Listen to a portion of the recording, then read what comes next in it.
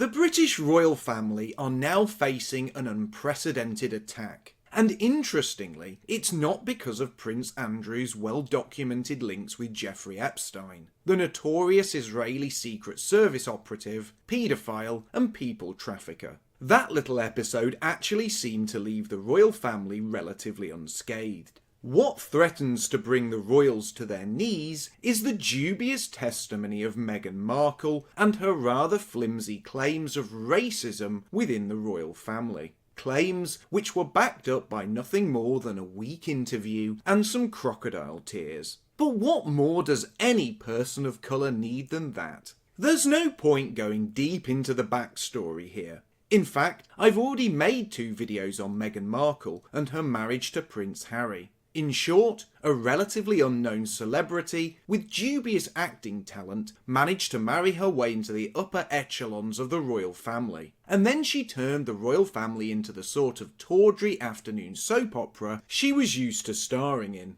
Much can be said about her husband, Prince Harry, a man with such wealth and power he could have had any woman he wanted. Yet he chose a washed-up divorcee, several years his senior, who was best known for a number of simulated sex acts in the television dramas in which she starred. Meghan's other claim to fame were her frequent family dramas with her estranged father and siblings. Meghan was no A-lister, and certainly not the kind of woman you would think a prince would have dated. And let's be honest, all the warning signs were there well in advance of the wedding. In short, Harry could have had any steak he wished for, but he ended up with something slightly better than a truck stop burger.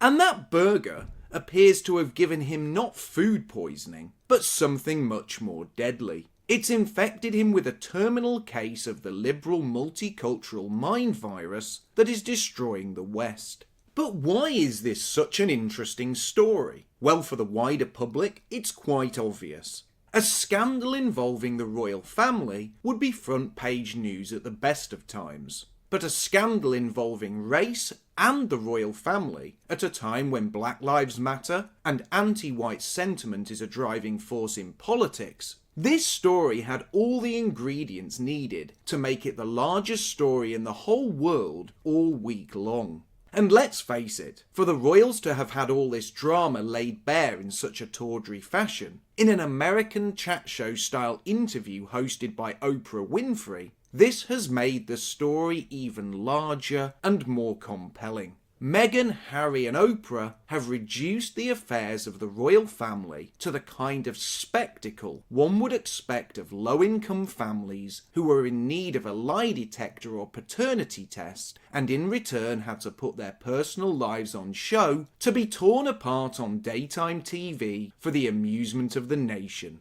And during this Oprah interview, the weak-willed prince sat dutifully by his mixed-race wife as she poured her heart out to a black talk show host about racism in the royal family. It's everything the press and the media could ever have hoped for, and everything that the anti-white race baiters had dreamed of. At a time when statues are being torn down and famous historical figures are being airbrushed out of history, what bigger scalp could these anti-white activists hope for than the Queen of England?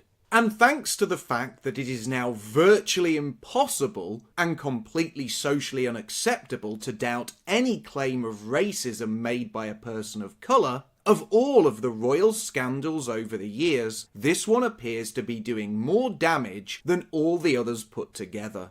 But what do I think? Well, I find a certain delicious irony in all of this.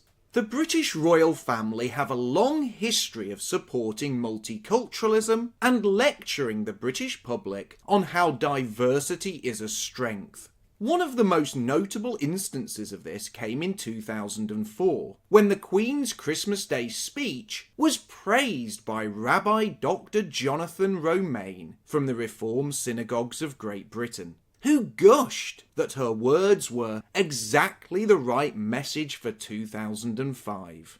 The Guardian said of the speech, and I quote, "The Queen issued a dramatic appeal for religious and cultural tolerance yesterday. using her annual Christmas message to heap praise on the multicultural makeup of Britain and to warn of the threat posed by extremists. End quote. But this wasn't the only time Her Royal Highness had praised multiculturalism, tolerance and diversity. In fact, she has a long history of pushing multiculturalism and diversity upon her subjects. And she hasn't been alone in doing so. In fact, just last year, Prince Charles called diversity not just a strength, but in fact, Britain's greatest strength. This comes from a man who decided his title, Defender of the Faith, was not inclusive enough, and rebranded himself Defender of All Faiths.